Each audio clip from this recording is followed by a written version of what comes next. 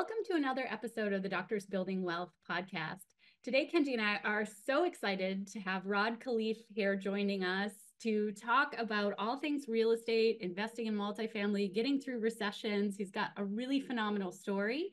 And so welcome, Rod, to the show. Oh, thanks for having me, guys. This will be a lot of fun. I'm looking forward to this.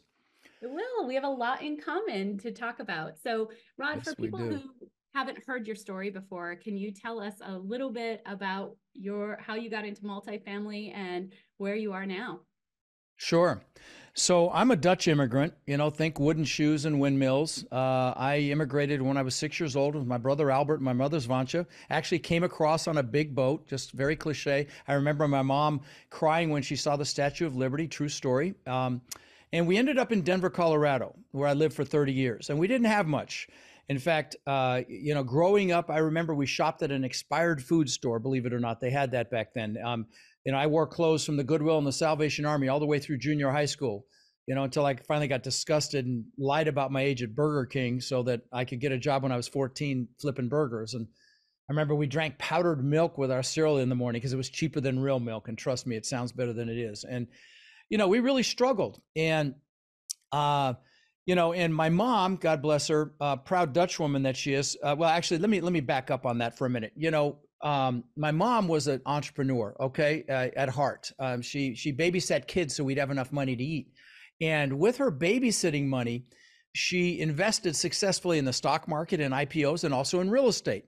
Well, the first real estate acquisition was a house right across the street that she bought from a family named the Jewels when I was about 14 for 30 grand. And then when I was 17, she told me she'd made $20,000 in her sleep, that it was now worth 50 grand. And I'm like, what? You made 20 grand? You didn't do anything? Screw college. I'm getting into real estate. So I went out, got my real estate broker's license right when I turned 18, which you were able to do back then with education. Now they got smart. You need some experience to be a broker. But I was a broker. I could have my own office. Luckily, I was smart enough to work with another broker, and I was still living at home. Well, my first year in real estate, I made about 8 grand. My second year, I made maybe 10 grand. But my third year, I made over $100,000, which back in 1980 was some pretty decent money. So what happened between year 2 and year 3 that caused me to 10x my income? Well, what happened was I met a guy, it was a broker I was working for, that taught me about the importance of mindset and psychology, and how really, the bulk of your success in anything, 80 to 90% of it is your mindset and psychology. Only 10 to 20% is the mechanical stuff, the technical stuff. And so fast forward to today, I've owned over 2,000 houses that I've rented long-term in 3 states. And I own thousands of apartment units now. In 2006, my net worth went up $17 million while I slept. And you might say, wow. And I said, wow. That's over $8,000 an hour on a 40-hour work week, which of course I calculated, and I got a head so big I could barely fit it through a door. I thought I was a real estate god. And when that happens, God of the universe will give you a nice little smack. Well, that was 2008. 2008, I lost $50 million conservatively. And so what I'm known for talking about on my podcast, which I'm blessed to say is the largest of its type for commercial real estate, we're at 20 million downloads. But the reason it's so successful is I spend a lot of time talking about mindset and psychology. People don't remember what you said, but they remember how you made them feel. And all people resonate with that. And so, I'm happy to drill down on a little bit more of the strategy that I used to have 50 million to lose in the first place. And then maybe more importantly, to recover to the success that I'm blessed to have today. So if you'd like, I can talk about some of the things that I did in both cases, if you guys want me to. Absolutely. But first, I want to ask you a question probably you don't get very, very frequently, but a lot of people in our community have kids and they're really into mindset as well. And I wonder if there were things that your mom did that maybe, or you do with your kids, mindset wise, to help kind of set them up for you to be able to go through that kind of challenge in your life and to come out of it if some of it came from your childhood. Well, not so much with my mom, but with my kids, I walk them through goal setting. And that ties into the first topic I was going to talk about, which is creating burning hunger or desire. You've got to want it. Okay. And that's how you push through fear and push through limiting beliefs. And, is to get uncomfortable. The comfort zone's a nice warm place, and we all know nothing grows there. And you've got to have that hunger, and that's how you push through limiting beliefs. And and fear and all the things that we all encounter and you do that through goals. And so, I do a goal setting workshop at my boot camps. The first thing we do, because how do you get anything if you don't know what it is, right? Here's the sad reality. People spend more time planning a freaking Christmas party than they do designing their lives. And that's designing your life. So if there was something, if you've got children that are over 10 years old, for God's sakes, have them do it. It's very, very motivational, very powerful, and they're designing their lives. And and have your spouse do it. Sit down and do it together. It's just about an hour, but it's an important an hour. So that's the big thing I would say with the kids is, my kids did vision boards, they did their goals, and they're very successful as a result. And so, you've got to, and when you do your goals, you figure out what you love, and when you love what you do, work is play, right? But you've got to be hungry. And you do your goals, you get pictures of your goals, you put them around you, figure out why the goals are a must. That's even a more critical piece. And then, once you've determined what it is you want and why you want it, you've got to make a decision. And I don't mean dip your toe in the water. I don't mean 1 foot in, 1 foot out. When you make a decision, it's freaking done. Okay. And Tony Robbins, who we both know very well, gives a great analogy for a decision. And that is, if you're going to attack the island in battle, you burn your ships because you're taking their ships home. That's a freaking decision. It's done. And then once you've decided, you're like a train on a track. And if you don't make that decision, you're going to get knocked off track. And then you're committed. And once you're committed, it's no longer a dream. It becomes an outcome. You see, motivation will get you started. But once you make that decision, you're committed. That's what'll bring you home. And again, it's not a 99% thing. It's you've got to be all in. So that's step 2. The next thing is I'm sorry, I shouldn't have used the word step, because the next thing is you got to take that first step. And, I remember when I was buying houses back in the day in Denver, I was knocking on the doors of people that were in foreclosure. And I can tell you that first house, and actually probably 30 after that, was very nerve-wracking, asking somebody if they're okay, they're losing their house. But I bought 500 houses that way. Dr. Martin Luther King said, you don't have to see the whole staircase, but you've got to take that first step in faith. Lao Tzu said, the journey of 1,000 miles begins with a single step. And sometimes that step can be the biggest step of your life. And for those of you that are analytical, and I know you guys are analytical, and I know a lot of your peeps are analytical, in the medical community, you have to be good at it. And and I love you, but you know how you have to check off every single box before you make a move?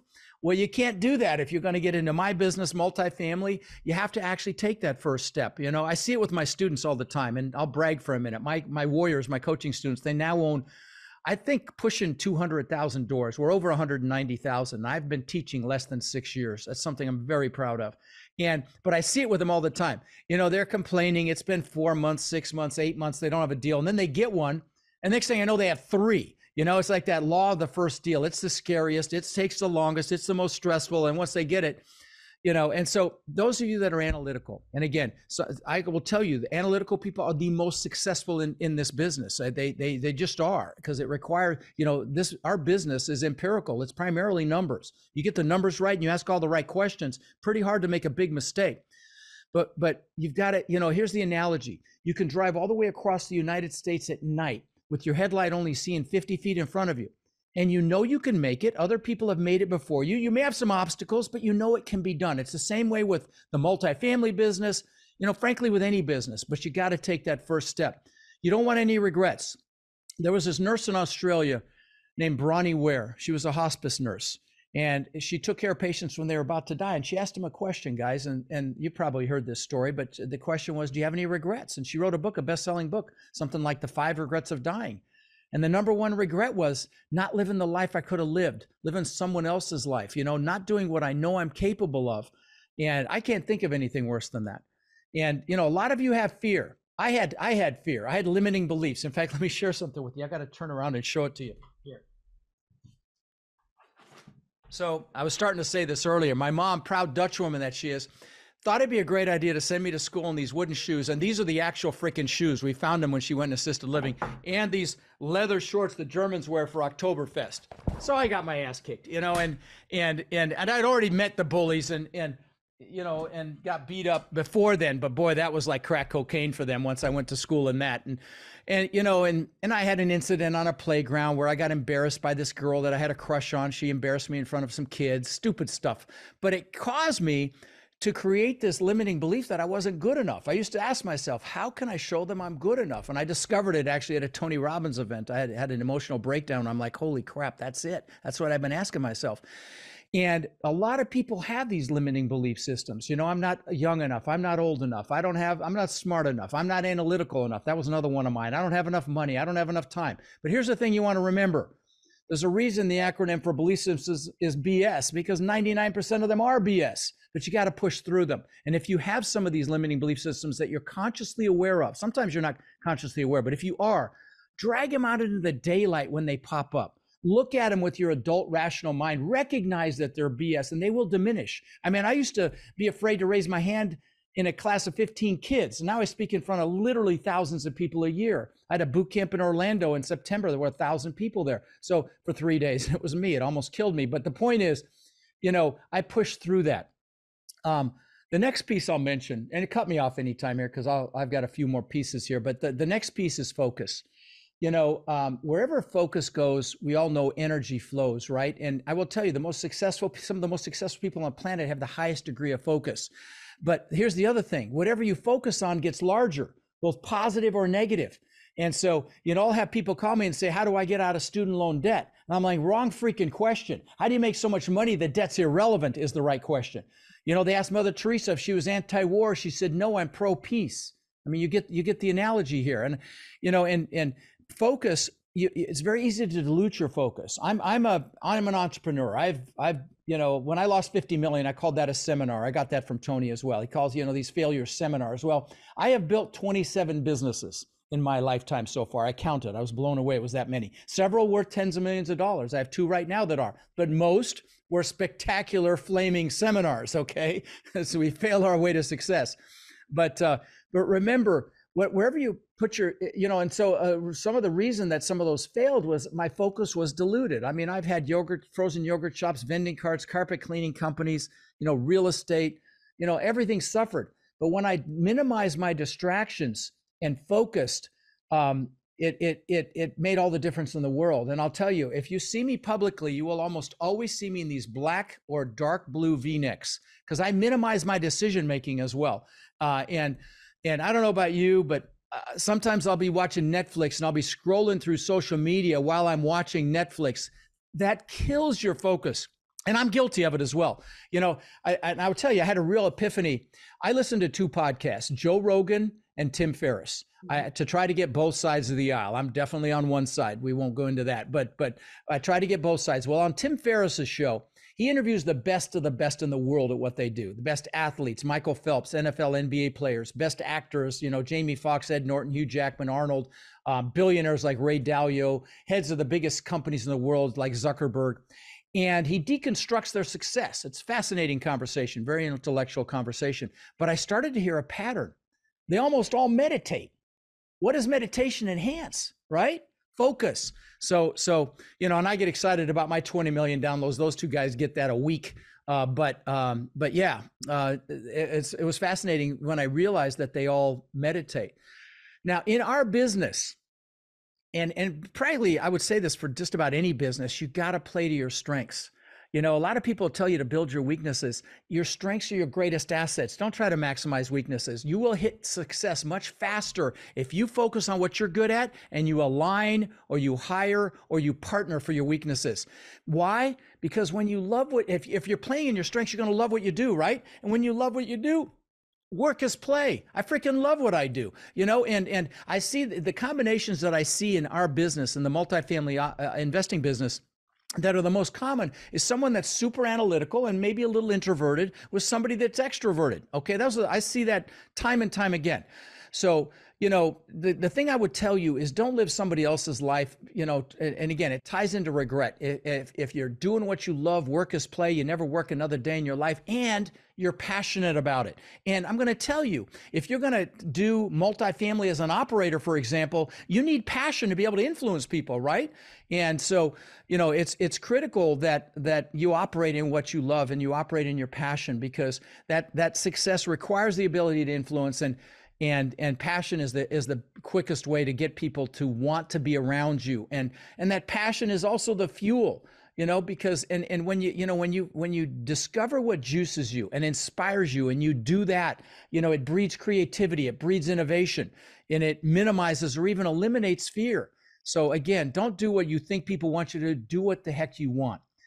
Now, before we started recording, you mentioned that you're in Tony Robbins' Platinum Partnership, and you're actually a Lion, which is a lot of money. And I want to talk about peer group for a minute, because you guys all know this. I mean, you obviously subscribe to this because you're in that group, and I was in that group as well. Right at the end of 2008, when I got my butt handed to me, I was in a Platinum Partnership. And because that who you hang out with is who you become. And you show me your 3 best friends, I'll show you who you are in every aspect of your life, your health, your happiness, your relationships, and definitely your finances.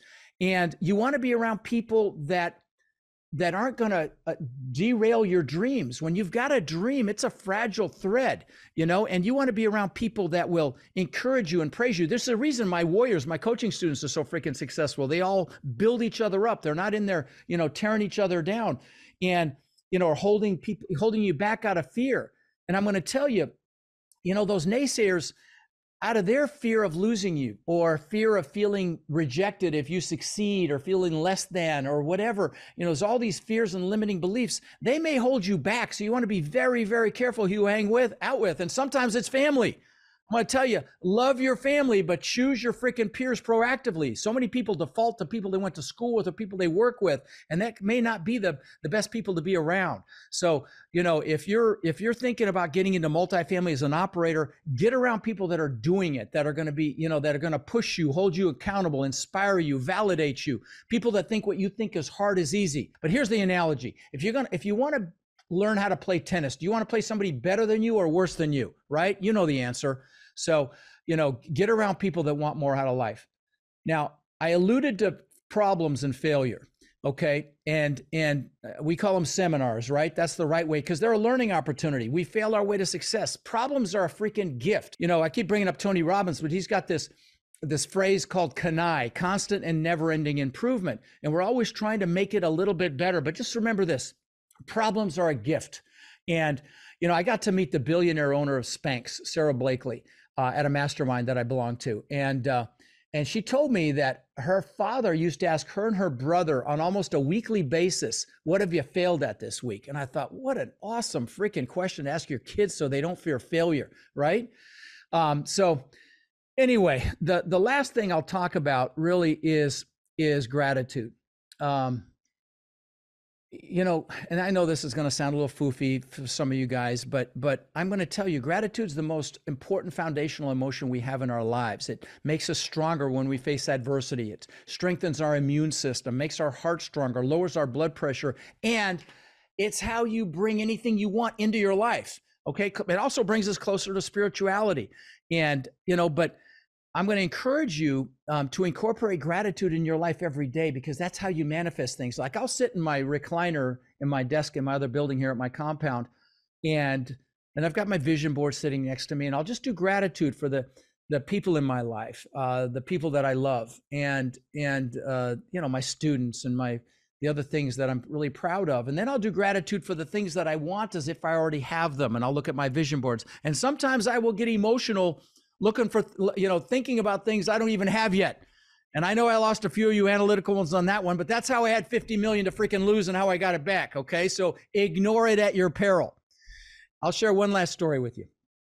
Okay. So when I lived in Denver, I knew I always wanted to live on the beach, and obviously there's no beach in Denver. But I would visualize the palm trees and the sand and the surf. And 20 years later, I built this incredible mansion on the beach.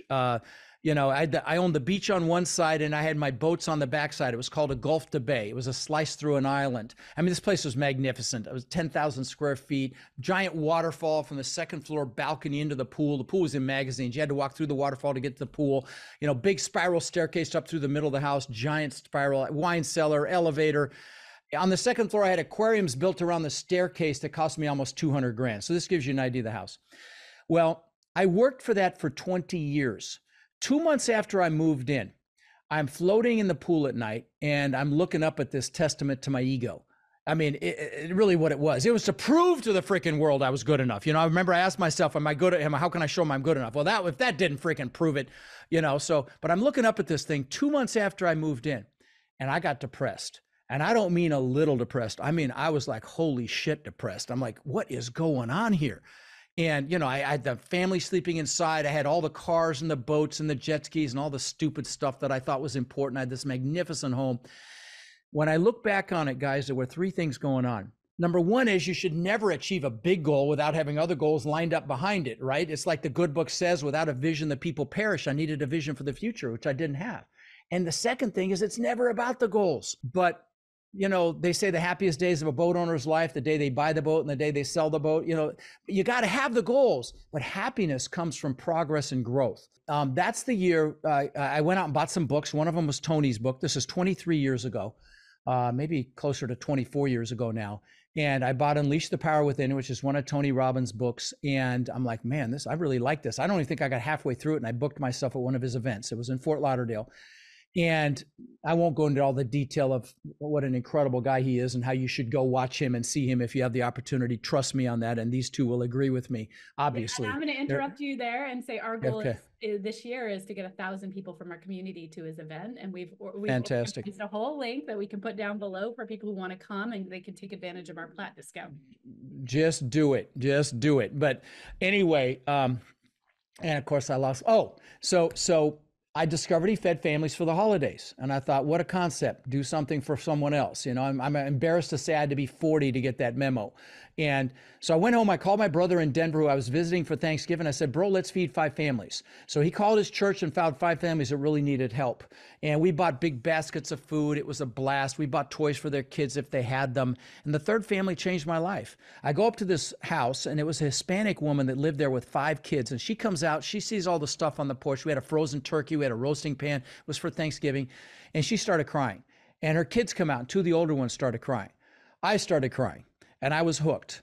And I'm blessed to say in the last 20, I guess it's 24 years now because I'm 64. In the last 24 years, I've fed over 150,000 children here in my immediate area for the holidays. Sometimes it's Thanksgiving, sometimes it's Christmas. I've done tens of thousands of backpacks filled with school supplies that we give to at-risk children. So I fed 3,500 kids this last Christmas, and August right before that, it was 1,700 backpacks. I've done thousands and thousands of teddy bears to local police departments for officers to keep in their vehicles if they encounter a child that's been in a traumatic experience. Now, I'm not bragging here. Those of you listening, there's a real message here. You know, we've been taught in this society that we live in that we should achieve to be happy, right? Like we shouldn't be happy until we've achieved. This is another Tonyism. When you are giving back in any fashion, you're happily achieving. And I know it's a freaking play on words, but trust me, you know, I did here's the thing. Power moves to those who serve, okay? And you want success, give back. And I'll give you an example of that in just a second. But Tony Robbins calls it the science of achievement versus the art of fulfillment. But so if you want to learn multifamily, that's a science. I'll give you the roadmap and the map. You just got to go do it. I know you guys do the same thing. You have a fantastic course. So whatever, go learn it. That's a science. But fulfillment is an art. You got to figure out what juices you. For me, it's kids. Maybe for you, it's animals, the elderly, the environment, whatever it is, give back right now. Don't say, okay, yeah, you got money. That's why you do it. Well, this is why I have money, okay? Because I do it. And the example I'll give you is at my last event last 2 events, we do a Hall of Fame for our exemplary warriors, the students that are doing really well. And not so much just doing well financially, but do things to help their other warriors and things. And we did a slide for each one of them, a PowerPoint slide and I give them a nice little award and bring them on stage, like 15 I did at each event. And I started to see a pattern. Every single one of them does something to give back in a big way, like build schools in India, sexual trafficking, veteran suicide, veterans homelessness, on and on and on. I'm like, I pointed to the 1,000 people and I said, that's what we call a freaking clue, right? So give back now, don't wait. That's my message there, and I'm done. I'll That's step off my amazing. soapbox. That's No, thank you. amazing. So much useful content that Thank you. absolutely, if people just do a couple of those, they're already going to change their life in a very dramatic way. So thank you for sharing all of that. Along those My lines, I did pleasure. want to mention, those are some amazing points. You talked about gratitude, you talked about focus, you talked about goal setting. All these things are great, but I'm really curious because, there's knowing something, right? But then there's also actually living it. And so I'm really curious, what is your, daily practice? Do you have some type of a morning routine? I think a lot of people in our community can really learn from somebody who has gone out there and actually implemented these things on a regular basis and then achieved success. Yeah, well, listen, there's no rocket science to this. You guys, you said you listened to my episode with Hal Elrod, who wrote The Miracle Morning. That's a fantastic way to start a day. I'd highly recommend his book, The Miracle Morning. He's got a new version of it out, which is why I had him on the show again. And, and in that book, he talks about waking up in the morning a little earlier, journaling. He calls it scribing, and just write journaling. Listen, journaling gives you clarity, and clarity is power. So that's huge. Exercise, of course. Now, I do it in the afternoon, but I do it to break up my day because I typically work a little bit in the evening as well. But the morning is the best time to do it, no question. Now, for me, in my mornings, I do gratitude. I do what I was just talking about, because it freaking works. I think about what I want as if I already have it. Thank you, God. Thank you for this, and then I cold plunge every day. I freaking love my cold plunge. I do it for 5 minutes and I feel fantastic. And I keep bringing Tony up. He's done it for like 10 years. He'll go jump in a freaking cold river and do it. But, and then this became vogue recently. And so I got one of those cool plunges and I use it every day. But, I do gratitude and manifesting what I want. I remember the movie The Secret came out. I gave away thousands of copies of that DVD. Now I've given away thousands of copies of Think and Grow Rich. Literally, I'm not kidding, probably over 5,000 copies. In fact, that's not an exaggeration at all. So I keep my mind filled with positive messaging. I've got a library downstairs in my building here with thousands of books, and there are a lot of motivational books, a lot of business books, and then again, I do what I love. So it's kind of effortless, really. And so, that's just such a big secret. If you're not loving what you're doing, for God's sakes, this life is not a dress rehearsal. Go find something you enjoy doing. If it's real estate, go do it. Don't freaking wait. People say, should I wait to buy real estate? Because I believe we're going to see a correction. And I say, no, buy real estate and wait. If the numbers make sense, just do it. Don't wait. So that's probably a really amazing time to end the podcast on those words of action and not putting off what you really want to do, right? And you've shared all those tools of how you can actually make it a reality and how you can execute. Thank you so much, Rod, for your time. Can you tell people again how to find you? Yeah, sure. I mean, Rod's links, it has my podcast link. I hope you'll check that out. It's, like I say, the largest in the world of its type, and I'm really proud of it. And I do these little motivational clips every week called Own Your Power. I just did one today on clarity. It's going live next week. And so, every week I do one of those. They're 5 minutes long. And even if you're not interested in doing multifamily, you give me 5 minutes, I will juice you. I promise. So those, and then I do interviews with some really cool people like Hal, for example. Awesome. Thank you so much, Rod. Thanks for having me, guys. Appreciate it.